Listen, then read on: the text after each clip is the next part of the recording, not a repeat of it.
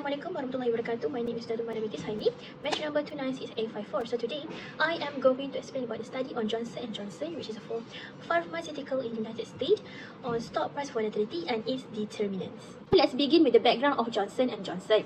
As of 2035, J&J ranked as the second largest pharmaceutical company globally with a market capitalization of $359 billion to $425 billion. However, it still lags behind Eli Lilly, which reached $1 trillion market valuation. J&J was founded in 1886 by Robert James and Edward in New Brunswick, New Jersey. The company innovated sterile surgical supplies and became known for its baby powder in 1894, which remains iconic to this day. Over the years, J&J had expanded its product lines, initially with baby powder, baby oil, lotion, and maternity kit. In 2023, J&J has spun off its consumer health division into Kenvue Inc., raising $3.8 billion through an IPO, the largest in the US since 2021.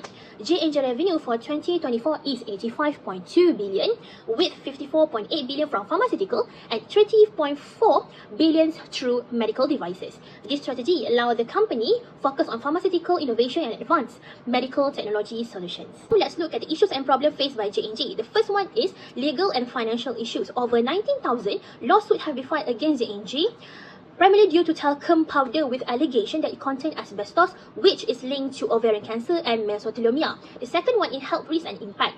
The use of talcum has been linked to 33% increase in ovarian cancer risk. Despite the finding, J&J refused to acknowledge the issues or add warning labels to the product and continued to sell until 2020 in the US and 2023 in the UK. The third one is legal strategy and financial impact. J&J attempt to avoid litigation caused by using the Texas two-step bankruptcy strategy. But these efforts were rejected by the court, leading to the 5.4 drop in stock price in April 2025. This reflects shareholder concerns regarding the prolonged legal issue. For this study, there are three research objectives and research questions.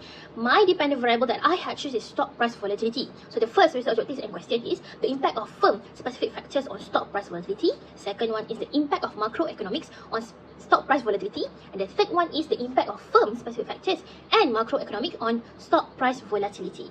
As I mentioned before, the chosen dependent variable for this study is stock price volatility. So I am going to explain what is stock price volatility and how to measure it. Stock price volatility measures how much stock price fluctuates over the time, which indicate both the risk and the profit or loss of a stock. Higher volatility means higher risk, while low volatility means lower risk, which helps investors to estimate future price movement.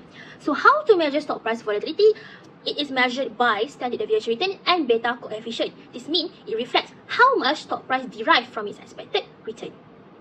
There are two main mechanisms behind stock price volatility, which are leverage effect and also volatility feedback hypothesis. In short term, volatility not only reflects risk, also drive market uncertainty, influencing investor behavior and also stock price changes. Moving on to the methodology part, the data collected are from Johnson & Johnson annual report and United States macroeconomic data from 2014 to 2024. The tool used for this research is from SPSS. There are descriptive statistics, Pearson R correlations, p-value assessment, model summary, and also analysis of variance, which is ANOVA. There are three models that been tested. Model 1 is from 4 internal variables only, Model 2 for external variable only, and Model 3 internal and external variables only. Moving on to the descriptive statistic table, as you can see here. So stock price volatility has an average of 24.95% with a standard deviation of 25.77%, indicating high volatility in stock price over the year. This means the stock price fluctuates significantly as seen from year to year. ROE is at 0.1040, implying that J&J generate $0.104 for every $1 asset. These standard deviations of 0.0474 show consistency in using assets for profitability, while ROE is 0.2430, slightly higher than ROA, which indicates better profitability by leveraging debt. However, a standard deviation of 0.1122 suggests there is some variation in the return over the time, while current ratio 1.5297, which shows ideal liquidity, meaning $1.53 in asset for $1 of liability. However, the standard deviation of 0.5120 indicates some liquidity inconsistency for over the year, while quick ratio of 1.2694 indicates that J&J can cover over its short-term liability without relying on inventory, which is considered healthy. However, the standard deviation shows fluctuations in liquidity over the years. Inflation interest rates show average of 2.76% and 1.63% respectively, with the volatility index at 18.5263, which indicates moderate market anxiety. Now we are going to quickly move through Pearson R correlation table. Several variables had shown significant correlation with stock price volatility. So for the strong positive correlation, operating ratio or OPR with a correlation of R equal to 0.4793 with a p-value of 0.0679 shows that higher operating expenses relative to sale leads to higher stock price volatility, while interest rate with R equal to 0.6125 with a p-value of 0.0226 showing a positive relationship where higher interest rates are associated with stock price with a higher market volatility. While for the weak positive correlation, asset turnover ratio or ATR with a weak correlation of R equal to 0.0398 with a p-value of 0.4538, it shows minimal impact on stock price volatility.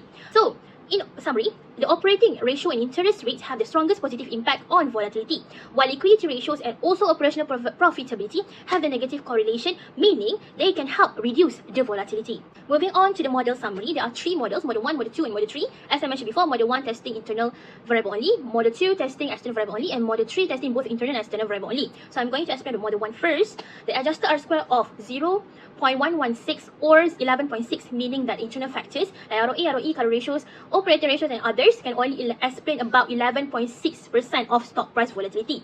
This implying that internal factors alone don't have a strong influence on stock price fluctuations, while the Durbin-Watson value is 1.272, which falls within the acceptable range, showing no significant autocorrelations in these residuals. Therefore, we can actually conclude that this model has weak explanatory power regarding stock price volatility. Moving on to the Model 2, which stands about external variables like inflation rate, GDP rate, interest rate, and etc. So the adjusted R-square for this model is negative 0.022 or negative 2.2%, which indicates that the external factors actually perform worse than the basic prediction model.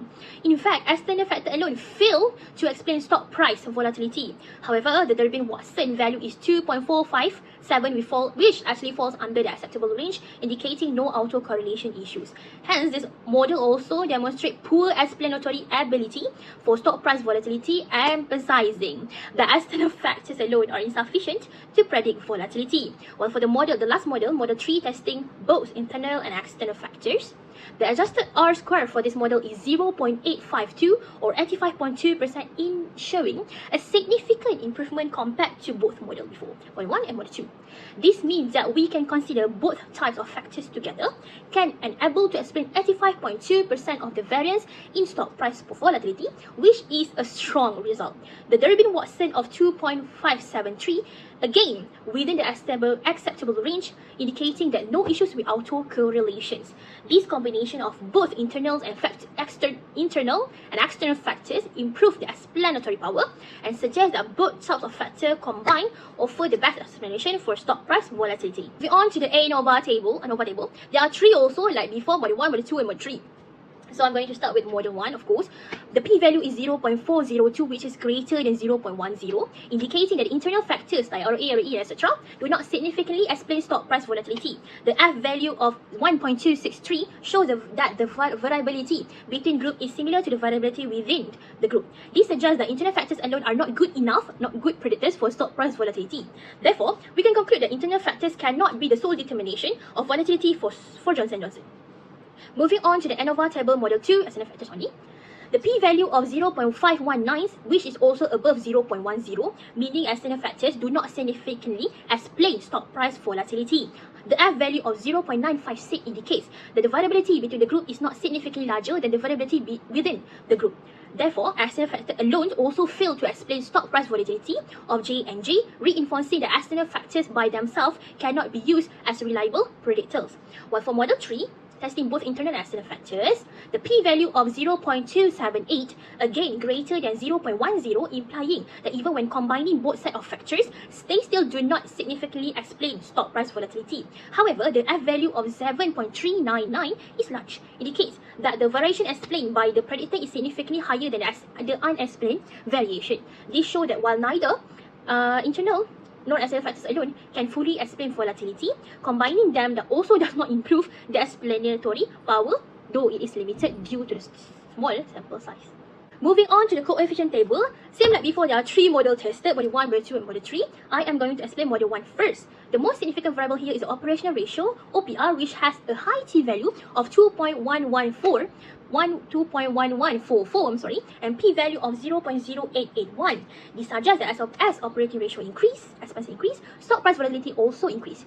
This actually in line with previous research by Liu, which emphasized the operational inefficiency heighten financial risk and lead to greater market uncertainty.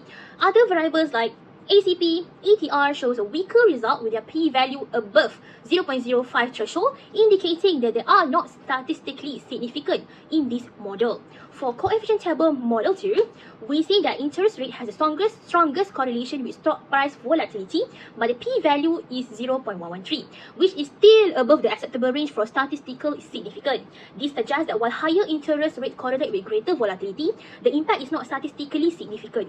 This aligns with the findings of B&O 2020, which indicated that interest rate fluctuations affect stock volatility, but the relationship is more complex in developing market. While for coefficient table model 3, we observe that the return on asset or ROA has negative correlations with stock price volatility with the R equal to negative 0.1724, but it is not statistically significant as indicated by the p-value of 0.118. This finding actually contradicts with previous research by Satkar 2007, which show that the profitability typically reduce volatility. However, due to the limitation of this study, this specific covariance mechanism could not be fully captured.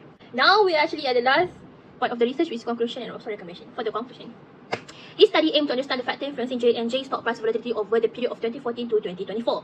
From my analysis, I found out that internal factors such as ROE, liquidity, and operational efficiency only able to explain 11.6% of the volatility.